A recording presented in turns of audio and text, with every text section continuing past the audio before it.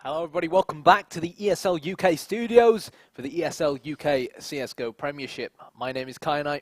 Alongside me is the one and only Ben Hosselot Hosford. Oh. Is that not how you say it? No, Hoss. Ben Hosford. No, but you call yourself Hosselot. Don't no, try to hide it, Hoss. No, my Twitter is Hoss. You're Hoss a big was Ocelot taken. fanboy. No, Hoss was taken. He's a big Ocelot fanboy. He came from League of Legends and now he's Yeah. trying to, jump into Counter-Strike and pretend he's cool. I was a fan I of the love you, gamers Hoss. to, just hug my chair. Yeah. What, do you want a proper hug on stream for everyone to see it? Thought that was tonight. But, yeah, I feel like we have to keep up with Excoundrel and Sona's antics, yeah. Nah, I love Sona and Excoundrel.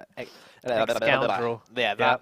So if you're watching, guys, Yeah. shout out to you guys. But yeah, anyways, map number 1, for anyone who's just tuned in, was Cash, and that went in favour of MALiK, Yep. 16-11. Yep.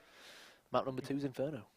It is, and we just spoke briefly. It's going to really come down to A, the knife round, and then B, if the T's can take the pistol round, it puts them in a really good standing moving on in that first half. Yeah, providing they win the pistol and don't fluff their rounds, their round on the second round. Yeah, their ecos, So anti-ecos. obviously 3-0 when the T's are only expected to really accumulate 4 or 5 rounds. A 3-0 lead going into the second half is really, really strong if you're on the T side of Inferno. So let's assume now that Perilous will win Inferno. Yep. And we go to a third map. The third map is going to be Mirage. So, Mirage, what's your take on the map? Very team-based, very CT-sided.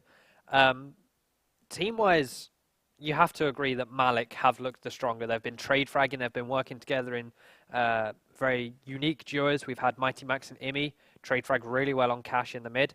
Inkg's been a little bit of a loner, but then when he's had Imi join him as well, he's played quite well. Especially their partnership on Cash at mid was brilliant. Yep, and if you transfer that over to Mirage on the A site, or maybe even the B short slash then one player on mid, then you can really control mid. Yeah, or one player connector as well. You can really control that mid area and take the win. And here we go, we do have the roster up now. It is Peggy, Inkg, Imi, Mighty Max, and Shaney. Imi and Mighty Max actually played for MALiK eSports' league team. Little known fact. Yeah, fact. Yeah, they took a break between CSGO, then played some League for a bit, and then came back to CSGO. eSports. Yeah, MALiK eSports. They died around January, February time, I think. Shame, because they've obviously been an organisation in UK eSports for quite some time. They were my first stepping stone into eSports. Really? Yeah, it was sad to see them go. I did get a free shirt, though, so I can't complain. A free shirt? Yeah. What, with your name on the back and everything? Actually, I have 2 anime shirts. I have the original version and the newer version. Fair enough. But yeah, Perilous Rages lineup. We've got Ash, Luster, Zeo, Meta, and Quiver. And really the 2 players who stand out, Zeo and Quiver. We saw how strong Zeo was on Cash. I think something like 10 rounds in, he had 20 frags already. Yeah. It's just such a shame that the rest of his teammates couldn't sort of keep up with him and they ended up losing the game. Yeah. And Quiver. We've spoken in length about Quiver, about how strong of a player he is, about how he's a very, very, very, very good AWPer.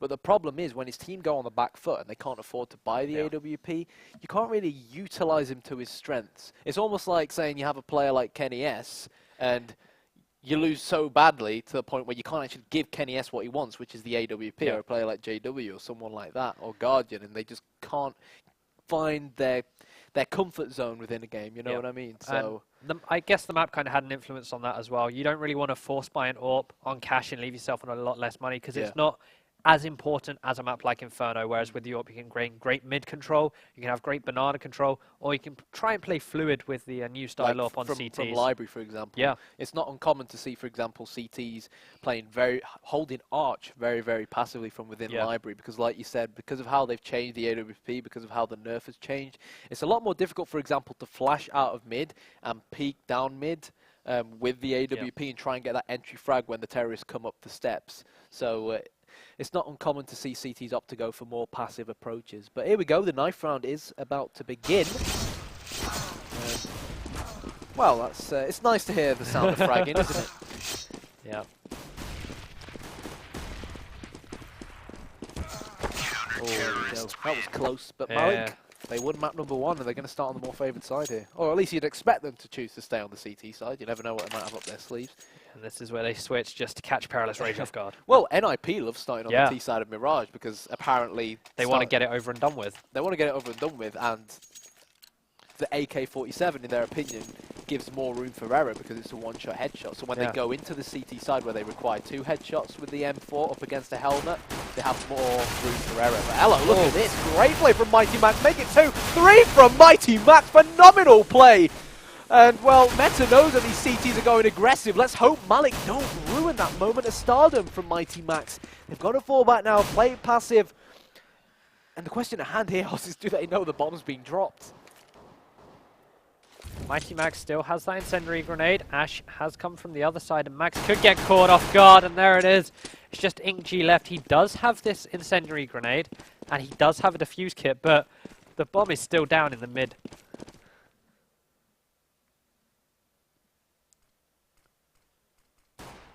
"50 seconds on the clock, plenty of time for Perilous Rage to work with. Slow and steady wins the race, and the main reason why they're taking their time is they know that InkG was one of the B players because they noticed that one of the B players they fragged pushing down Banana, there was actually a CT behind him, so they were worried that InkG had stayed at, for example, tree and pushed all the way down towards mid and seen the bomb. But InkG is going to guess incorrectly, and towards the B bomb site they go. 20 seconds on the clock, and InkG here, he's going to be gutted with how this round has turned out so far. Yeah, I mean, to Mighty Max as well, I think he's going to be the most disappointed, opening things up with a 3K and for his team to get a little bit careless, a little bit reckless. And Quiver admiring it as well. Good crossfire here from Perilous Rage, making sure they don't get fragged out. And Meta here, he's very low, so he needs to make sure he doesn't peek. And all the T's have to really do here is just wait for the defuse to come in. Do they know he has a kit? I don't think they do, but he might get it. No, he's not. Just in the nick of time there from Perilous. And I honestly think if MALiK hadn't continued to push down Banana through the smoke, exactly, after they got those 3 frags, they would have had the numerical advantage. Yeah. They gave away a free frag after Max put in the work to get those 3 P2000 shots. And I'm trying to imagine people who have their skins on MALiK right now, like Twitch chat going, easy throw, easy life, or something along those lines. Because whether you like it or not, that was a throw from MALiK. Yeah, that was their round. And the thing is, on Cash, they were messing up a lot of their decisions as well. But that was a great decision. Hello, Peggy with the 1 deeg. Jeez. But let's see whether that can materialise into something. I'll tell you what, Hoss, I think MALiK eSports must have gone onto their pistol deathmatch during the break because they're on point with these pistols at the moment. Not sure what to make of that, to be fair. To be fair, if it was like CS Source, you'd see that every day of the week. That's how good the Deagle used to be. Imi is going to have some players to contest with, although he's actually going to push aggressive and try and go behind him here. He spots 1 player, I think, there. Heard a player to his right as well. And that player to his right is only an MP7. Going to close the door. Just a few warning shots here. It's keeping Perilous Rage on their toes. Yeah, but he's going to go aggressive, and he is going to get a frag. And good thinking there from Shane. He got the frag. Fell back at Peggy. Well, that T was very, very low on HP. Peggy will get his 2nd Deagle frag. The smoke has been put down to keep Mighty Max and Shaney at bay, but the CPs have heard Ash and Co pushing towards this larger A bomb site. Rotation coming in now from the B players, and the CTs could still win this round, Hoss. They have the numerical advantage, and with only 15 seconds to go, Perilous Rage are in trouble. They've got a plant, and that was a lovely headshot from Max. It was, as Meta does get flashed up. He is going to be able to get the bomb down. He is still suffering the after effects from that flash, though. They drop Meta. One of them needs to get on this. The other 2 defend from the player in balcony. And there it is, Mighty Max with yet another frag on the board. He got 2 that round with a 5-7. And there it is, the eco round win. You're talking about how strong these pistols are when you compare them to the SMGs, to the rifles. And it all opened up with Peggy's 1 deeg. It looked like the terrorist player who was in apps expected the bomb to have been planted in the standard spot that sort of overlooks apps and overlooks... when you plant it from pit/quad. Exactly, exactly. And it looked like there may have been a little bit of miscommunication coming out from the players. So that was really unfortunate. And again, if the bomb had been planted, we spoke about this on Cash, if you managed to get those decent plants, that round could have ended up a lot differently because the terrorist had armor and had a submachine gun as well. So even though he was up against 3 CTs on pistols, if he'd managed to drop the diffuser and left the bomb ticking, who knows how that round may have materialized. It was also the fact there that Meta, with the MP7, he actually flashed out, knowing that he'd get flashed himself, on the basis that he thought he knew where the bomb was planted. As you have the weirdest facial expressions. No, it's because I thought I was drinking Red Bull, but it seems to be some sort of Aldi knockoff. But it looked like, I genuinely thought it was a kind of Red Bull. Other energy drinks are available.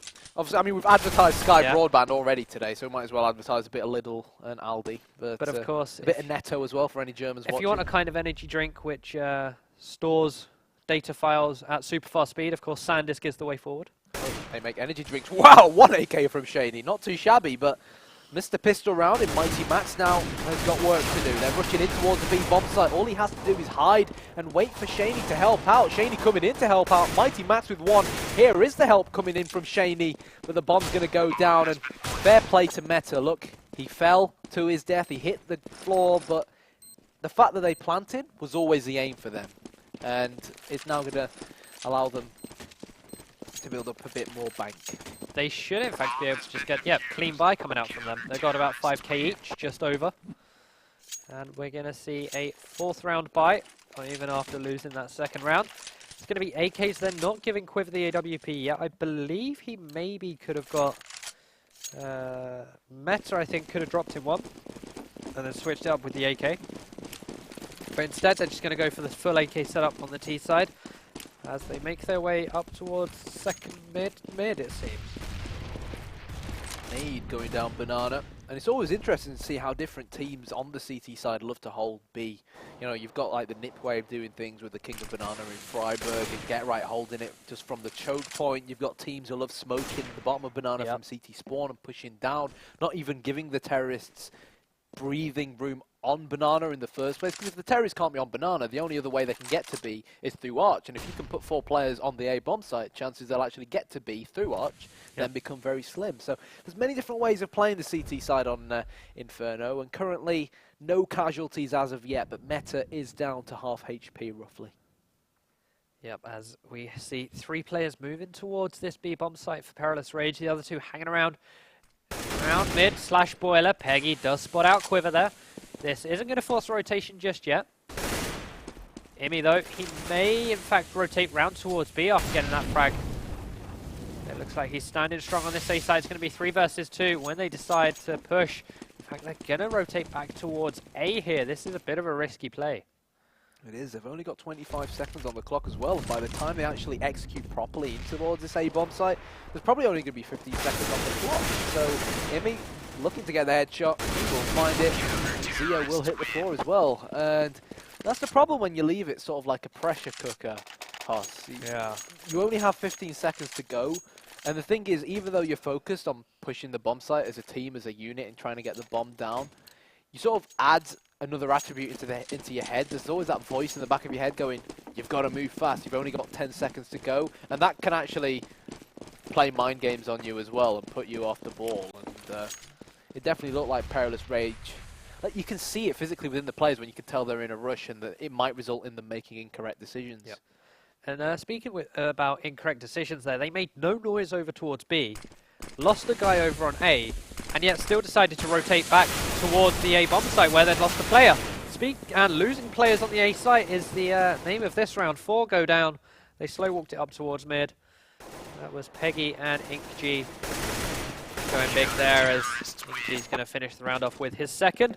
As MALiK grab their 4th up against that eco round, and they can still get another buy here. Still, nope, there's the AWP for Quiver. No head armor though. No, and of course, up against the M4, that can make a big difference, because when you get headshot, for anyone who's new to the game, by an M4, when you're wearing a helmet, it takes another headshot. Oh, hello! That's why he opted to not go for the helmet, because he wanted this AWP too from Tom Quiver, as the CTs now look to retaliate. And realistically speaking here, Perilous Rage should have noticed that there was 2 players on Banana. So I wonder whether it clicked to them that that must have left only 1 person on A. But now they've let the CTs regroup, fallen back, get into passive positions where they could have potentially rotated around and stampeded thick and fast in towards that A-bomb site. But still, not looking good for them. And one of the main reasons there, Hoss, why Quiver managed to get those frags was because the CTs went ridiculously aggressive as well. It's complacency. And what worries me is that we saw it from MALiK on Cash as well. Essentially there, it was the exact same push they did on their pistol round. They pushed down Banana. Once they got to T-steps, they lost the man. And while we're in a bit of a lull in the play, we have an update from the other match between XenX and XL, which I'll come back to after this B push. Meta is going to find some fire there. So XenX were 14-8 up on, I'm not sure which map it is, but they're now into overtime. Wow. Cheeky. I'll be having words with him on TeamSpeak later. But hello, Zio has gone to notice into pit. There's a frag from him. Joseph now, here we go. Finally, a proper plant coming out from Perilous Rage. Only 5 seconds to go, but the question at hand is whether the CTs are going to go for it. Quiver, he's gotten 2 already. He's made it a hat-trick. And without a doubt, he's going to be hungry to make it 4 kills for this round. And again, Quiver, Hoss. I feel like a record repeating itself. I've been going on and on about how good Quiver is with the AWP, and there is the 4th. But he's finally got the AWP to work with. We barely even saw him use it on Cash. And the one round here on the T side of Inferno, when it matters the most, when Perilous Rage need to build up some momentum and something to work off, he picks up the AWP and gets 4 huge frags with it. And surprisingly enough, I think he's forgotten to buy a helmet. Or has he opted to go for nades? No, he can still afford a helmet, but hey, Quiver's too good for a helmet, it seems. Yeah. He don't need it. Probably human error, to be honest with you. Yeah. Probably thought he had it from the last round, but this is what happens when you give Quiver the AWP. Yeah. You start to get some rounds on the board. This time, though, Imi has picked one up for his team, and I believe he's playing from Arch here. Very passive. Can, of course, flick to Boiler if needed. But even now, that angle gets smoked off for him. Quiver, we could see a battle of the AWPs here, although it might be Zio being the first to fall. Oh! Kobe. Kobe, yeah. Imi blowing that man, Tom Quiver, to smithereens. That's a big loss for Perilous. Well, they've lost the AWP as well. The question at hand is anyone else from Perilous going to pick up the AWP and try and utilize it to get an entry? Are they just going to leave it on the floor? If they leave it on the floor and they end up losing the round as well, think about the amount of money they'll have lost on top of the AK-47s and the armors and the armor buys and the nades that they're about to maybe potentially lose if they can't salvage something from this round. But it seems like they're going to try and fake the B-bomb site. Towards the A-bomb site they go, and it's Zio, yet again, the man of the moment on Cash, looking to be the man of the moment of this round as well. But Imi has other ideas. Phenomenal shot with the AWP. Molotov will go down, dealing damage onto Ash. Just misses by millimeters. But positionally here, Hoss, Perilous Rage still have more than a chance because of their positions. Like, they just wait for the CTs to run into their crosshair, just hold the angle. Especially with that molly going down as well. It buys them time. Oh, but Meta here, he's left Ash all by himself. Oh, I don't think that was the right play. This is planted for Meta, though. It's tough. He's going for it, spots ahead of one, but the defuse will just about come in. Oh. It was planted for Meta, you're right, but at 3 versus 1... you have so many targets to aim at. 2 versus 1 is doable, because one person's defusing, and if you can like avoid that other player, then you could potentially drop the diffuser and then just fall back. But that's a problem when it's 3 versus 1. In that kind of scenario, you kill the diffuser, they still have time, another person starts defusing, you still got one more person to try and deal with. So I'm not sure if it was the right play from Perilous Rage, but they still want to try and salvage an early 3rd round on the board. They want to keep the CT economy as low as possible, and they've gone in with the Galil buy as well. Meta this time round with no helmet, and of course no helmet emphasizes how broke he is, and as a result he's also got no nades. And on a map like Inferno, as a terrorist, you really want to try and utilize as many offensive mollies and smokes as you can to shut off different areas. InkG looks like he's going to be the first man to find some action this round. Quiver doing his best to flash out towards this quad area. That's going to go over and actually blind InkG, but He will be able to escape this one. Finds one frag, gets two, gets not the third just yet. Peggy will get taken down. It's going to be Imi to find the frag onto Meta as Quiver and Joe. Last two remaining here. Quiver doesn't have his beloved up, but he's still able to get headshots.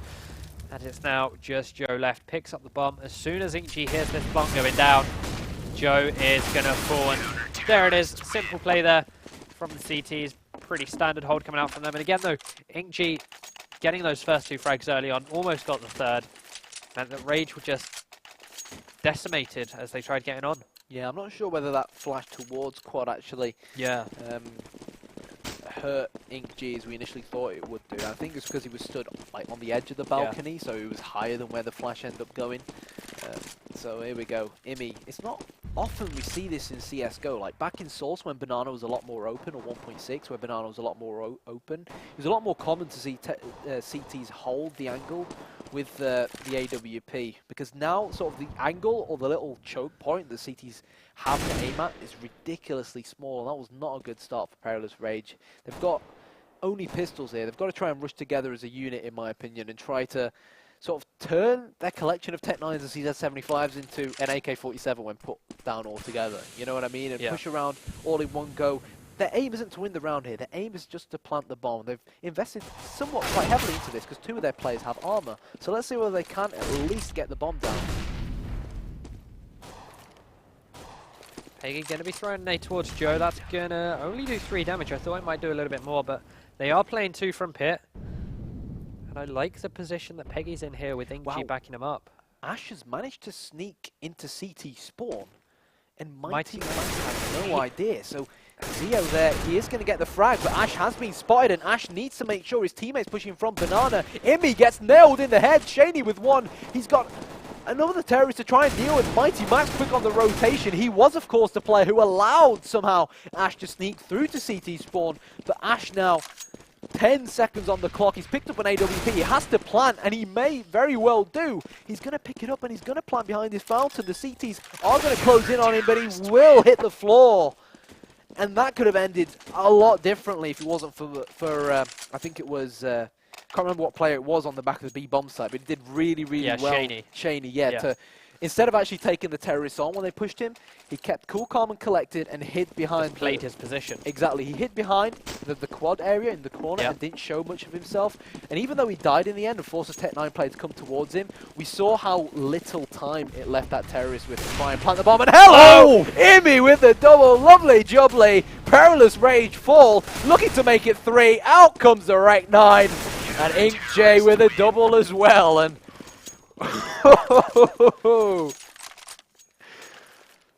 sexy Counter-Strike. Yeah, very, very nice double pick there. And it doesn't even matter if it was against Nico, still getting that. It wasn't against Nico, though. That's the point. Oh, yeah. No, they just rushed up second mid. Yeah, exactly. Just,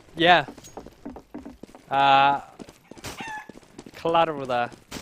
That's something you see in COD, not Counter-Strike. It was a combo kill, mate. Collateral damage. I don't really think we use the term combo kill in Counter-Strike. I've never heard the term combo kill. No, we don't use it, but it has a bit of a ring to it, actually. Combo kill. You know, a bit like how in League of Legends they have pentakill. But the problem is you say Penta in CS and it just makes you think of a German team. Penta eSports. They do have a league team as well. Imi again opening things up here. Shaney, easy job for him. But yeah, you just get back to saying your hat tricks and getting flamed for it. It's a football thing, get out of here. Oh, they took this. Imi. Oh, boom. Easy picking. This is good from MALiK eSports. They're playing it really passive. They know their opponents are a Nico. And they're just using these smokes and molotovs really well to just run down the clock. Yep, the Scouse is looking for more. Not going to find it this time as Joe's able to do what Ash did last time round. Going to challenge, and Imi. Tech 9 against the North at close range. You never want to be the AWP player in that situation. Joe has picked this one up, but they could very easily get surrounded here and lose this AWP. I doubt they'll be able to save this.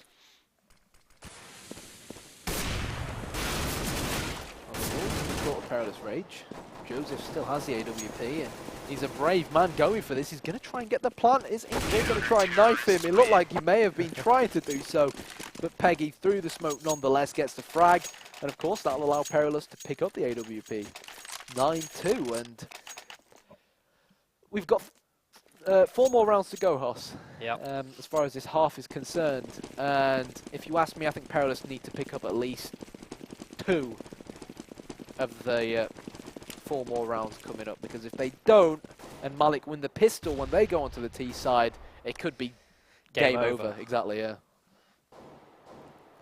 Yeah, 2 rounds is not exactly what you want for Inferno. It's a shame because Cash was so evenly sided as well. Yeah, it was. Cash was so back and forth up until that second half. Yeah. But I think one of the main reasons why MALiK have done so well so far is that they've ironed out the mistakes they were making at the start of Inferno and made throughout Cash. You know what I mean? After the first 3 or 4 rounds, I don't really recall seeing MALiK do any of the silly little errors that we saw him do quite a lot earlier on in the day or in the evening. So here we go. Shady goes unnoticed, looking for more. 3 from Shady. Perilous fall to the floor. They're called Perilous Rage. I bet you they're raging after that one. And Joseph, 4 versus 1 now. Let's see whether Broseph can do it. Come on, bro. You got this, bro. Brah. Brah. Brah. You're like Joseph, dude. Brah, you got this. 1v4. He does have the bomb. He has a good amount of grenades, but Imi has an AWP.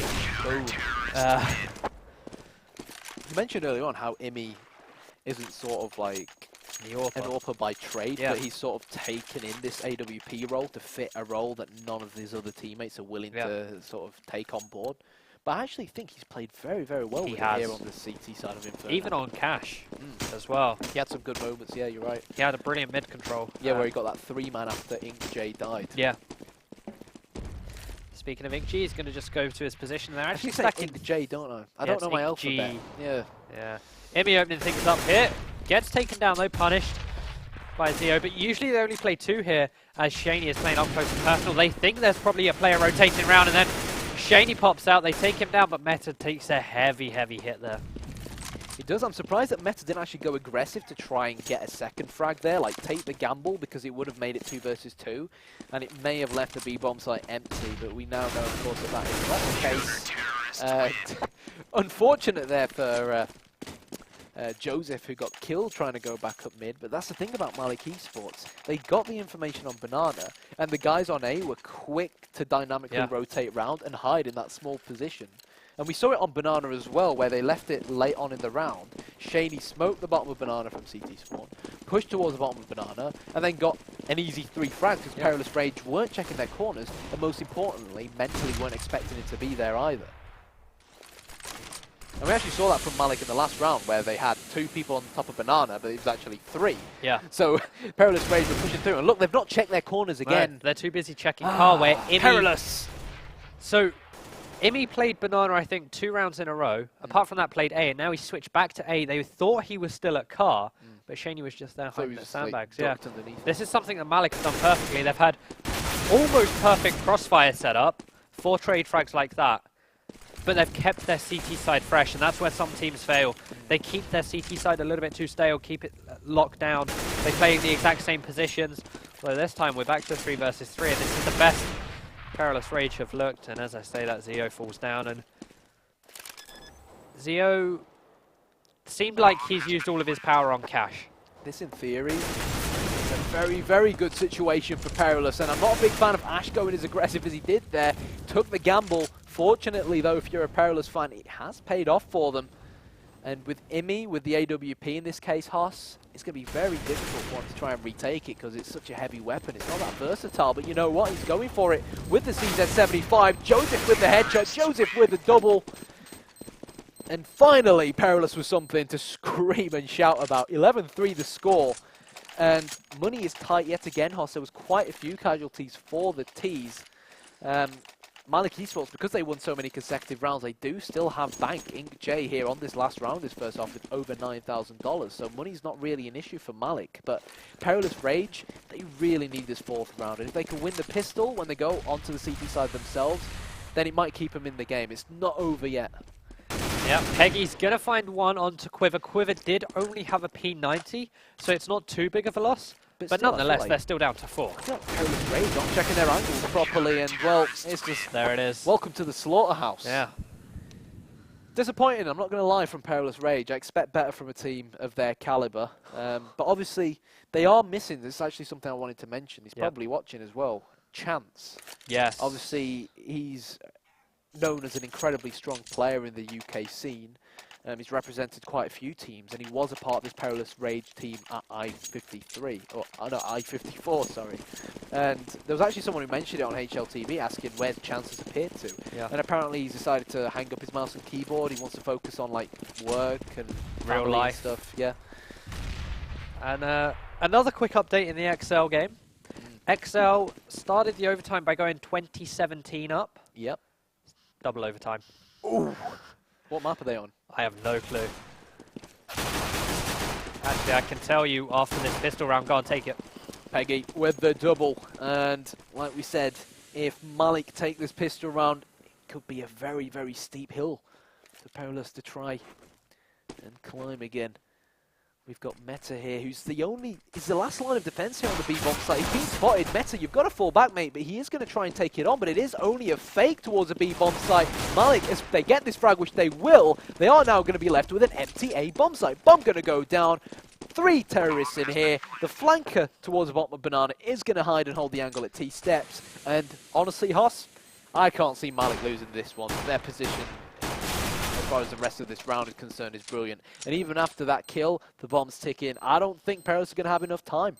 Yep. All Peggy did there was just essentially delay the CTs getting here. They have a kit on Quiver, but they don't have a Quiver anymore, and there it is, Meta falls in. The XL game is on this very map, Inferno. Well, still there. They ran in one by one. Yeah. You know what I mean? Take it as a team. But I don't know. Almost seems like Perilous Rage have given up. Yeah, they just want to concentrate on their lower bracket game. Yeah.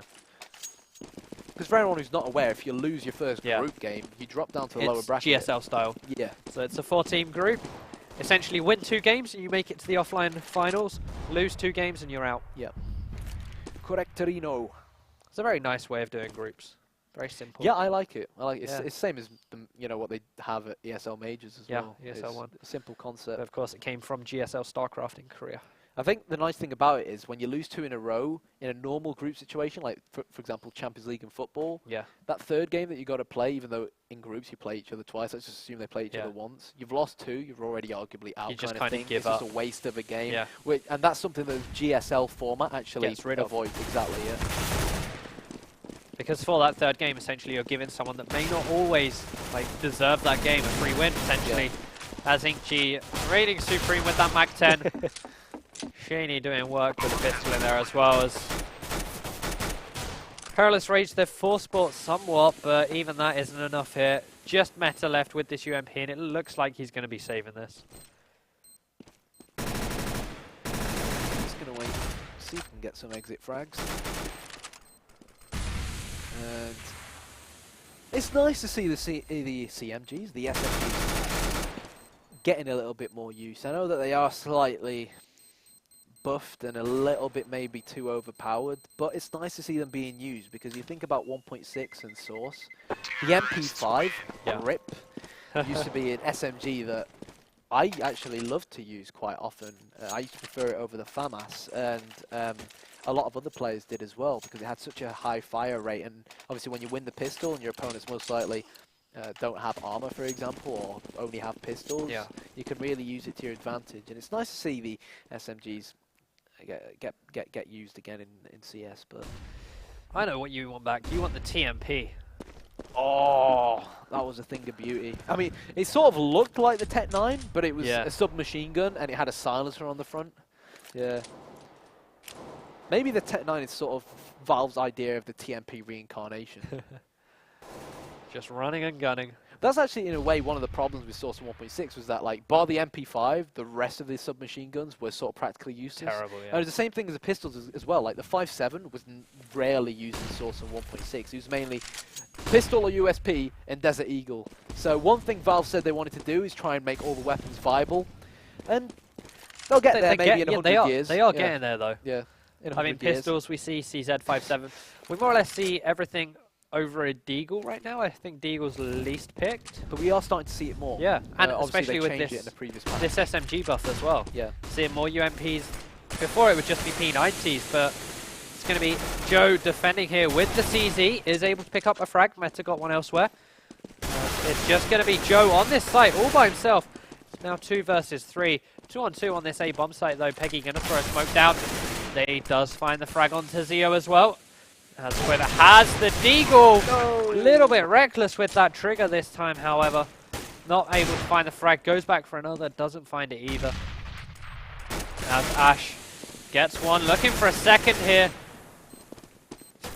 Mighty Max doesn't know where to look. Finds one. Can he spray for the second? Of course he can. 4-man. Match point now to MALiK eSports.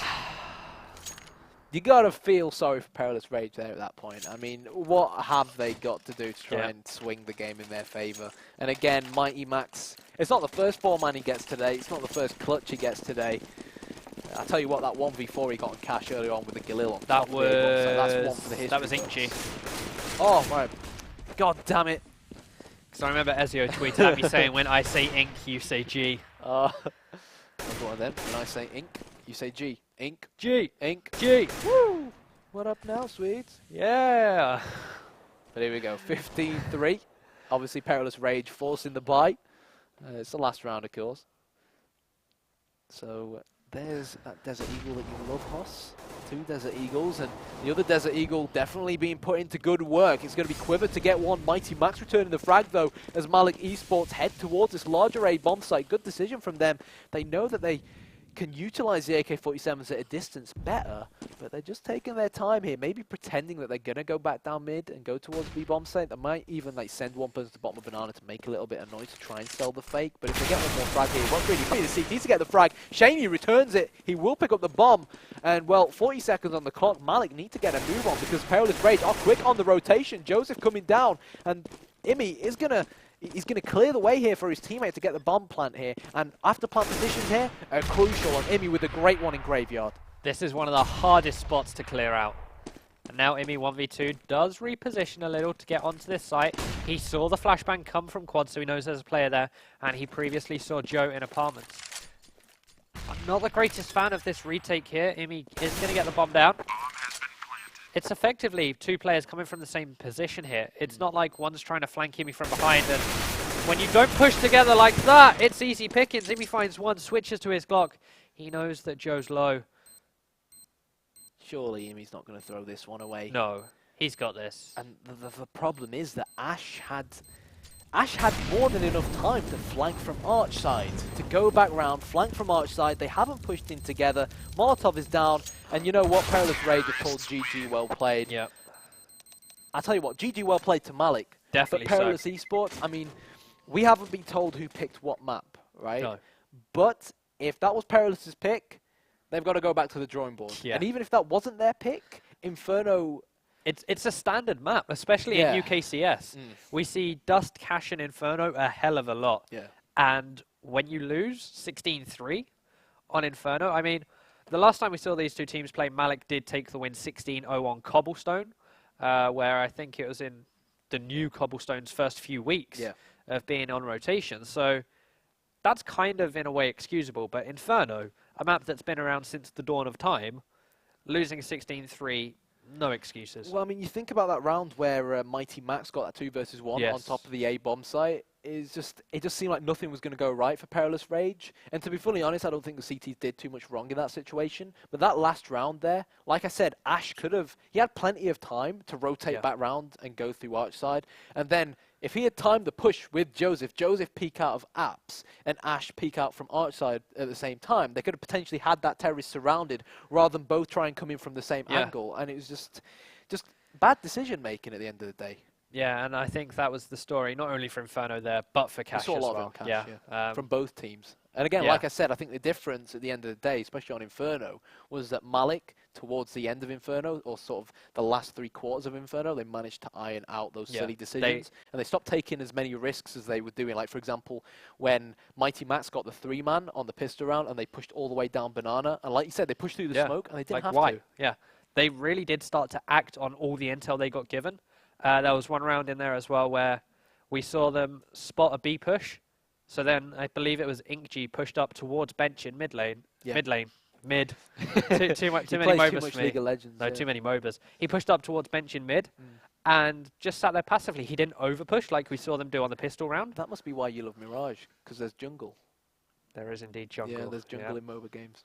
But anyways, guys, we're going to be back with MALiK versus the winner of XL and Xenix. So, stay tuned. Don't go anywhere.